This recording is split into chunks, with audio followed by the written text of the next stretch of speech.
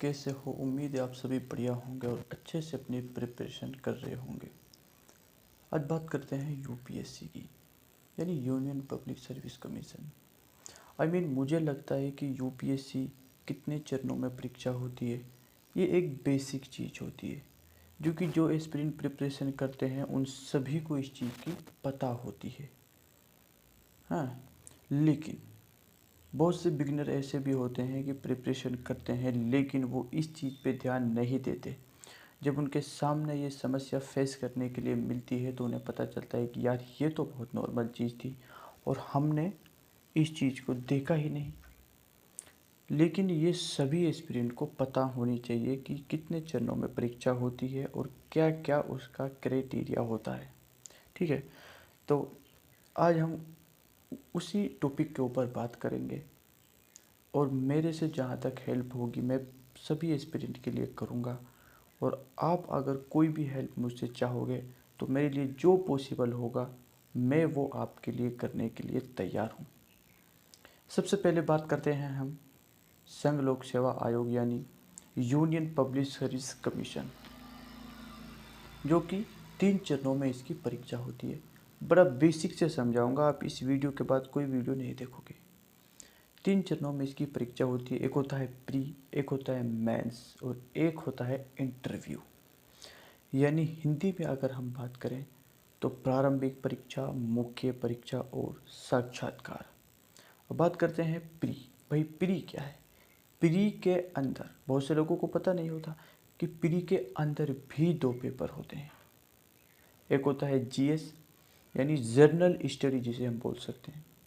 एक होता है सी सेट यानी जो कि सिविल सर्विस एप्टीट्यूड टेस्ट होता है। जीएस जो होता है 100 क्वेश्चन उसके अंदर पूछे जाते हैं और एक क्वेश्चन 2 नंबर का होता है यानी 200 नंबर का बन जाता है।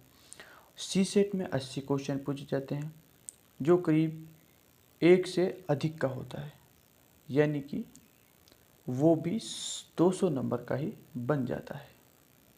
दूसरा होता है मेंस। मेंस जो होते हैं सिंपली उसके अंदर जो होता है 9 पेपर उसके अंदर होते हैं, जिसमें आप सब्जेक्टों की प्रिपरेशन करते हो, यानी कि हिस्ट्री हो गई। ठीक है, 4 प्रकार की जो हिस्ट्री होती है, हिस्ट्री हो गई, जियोग्राफी हो गई और पॉलिटी हो गई, PSIR यानी पॉलिटिकल साइंस और इंटरनेशनल रिलेशन वगैरह हो गई, और भाई आपकी जनरल साइंस हो गई, है ना। ये सभी सब्जेक्ट इसके अंदर आते हैं। और ऑप्शनल भी होता है। आप ऑप्शनल भी जो कि चॉइस इज योर कि आप ऑप्शनल क्या लेना चाहोगे, ऑप्शनल भी होता है। और 2 क्वालिफाइंग पेपर होते हैं, एक होता है हिंदी, एक होता है इंग्लिश, यानी कि वो आपकी चॉइस है कि आप कौन सी लैंग्वेज चुनना चाहोगे, है ना। उसके बाद आता है इंटरव्यू। सिंपली इंटरव्यू 275 नंबर का होता है और अगर हम इन सभी को मिलाकर अगर हम बात करें तो 1750 नंबर का हो जाता है। ठीक है, अगर इंटरव्यू भी उसमें जोड़ा जाए तो 2025 नंबर का टोटली यूपीएससी हो जाता है, 2025।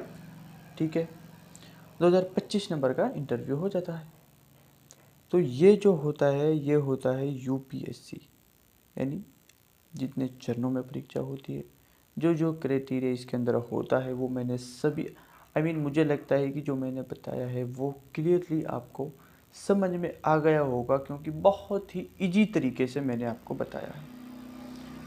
और जो भी आपको इसमें मिस्टेक देखें, डाउट्स दिखें, वो आप कमेंट में ज़रूर बताएं मुझे। और next video, you want next video, आपकी डिमांड क्या है वो मैं आपके लिए हेल्प करूँगा। जो भी चीज़ यूपीएससी के अंदर है ना, बुकलेट्स वगैरह हो गई और कैसे प्रिपरेशन करनी है, ऑनलाइन ऑफलाइन क्या क्राइटेरिया होता है, आप मुझे कमेंट करके बताएं। और थैंक यू, फिर मिलते हैं अगली वीडियो में।